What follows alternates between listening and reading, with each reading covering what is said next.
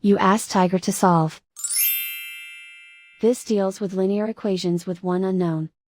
The final result is t equals 4. Let's solve it step by step. Group all k terms on the left side of the equation. Subtract 3t from both sides. Group like terms. Simplify the arithmetic. Group like terms. Simplify the arithmetic. Group all constants on the right side of the equation. Add 3 to both sides. Simplify the arithmetic.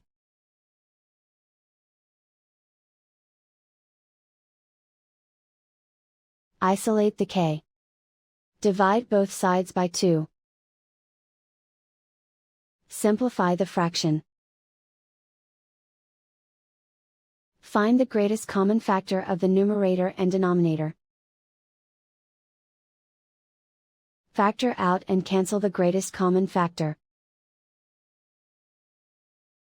And so the final result is t equals 4.